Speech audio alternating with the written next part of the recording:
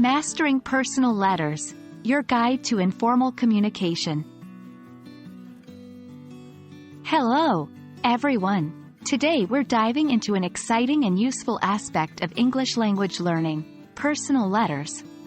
These letters are a part of informal communication and they carry a unique blend of conversation and documentation. So, let's get started. Personal letters, also known as informal letters, are non-official letters written to friends, family, or other close individuals. They're generally less structured than formal letters and showcase your personality.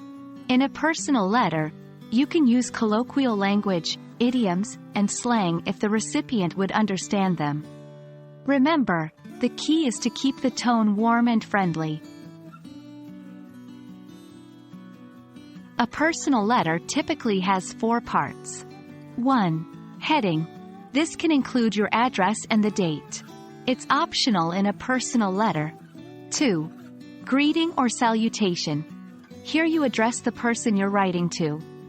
Examples include, Dear John, Hi Jane, etc.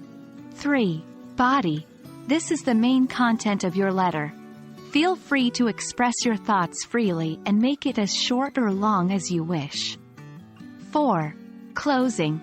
You conclude the letter with phrases like, Best regards, love, yours, etc., followed by your name. Keep it casual. Personal letters should be friendly and relaxed. You don't need to follow strict grammar rules, but do make sure your writing is clear and understandable. Personalize your letter. Include personal experiences, anecdotes, and emotions to make your letter unique and relatable. Proofread. Even though it's an informal letter, errors can distract the reader. Always take a moment to proofread your letter before sending it. Let's take a look at a sample personal letter. Dear Sam, how are you? I hope this letter finds you in good health and high spirits. It's been ages since we last spoke, and I thought it was about time we catch up. I've recently picked up painting as a hobby. It's challenging but really fun. You should try it too. Anyway, I just wanted to say that I miss you and our coffee chats. Let's meet up soon, shall we? Take care and stay in touch. Best. Your name. This is a simple example of how personal letters can help you keep in touch and share your experiences. And that's a wrap on personal letters. I hope this guide has been useful and inspires you to keep in touch with your loved ones in this classic, heartfelt way.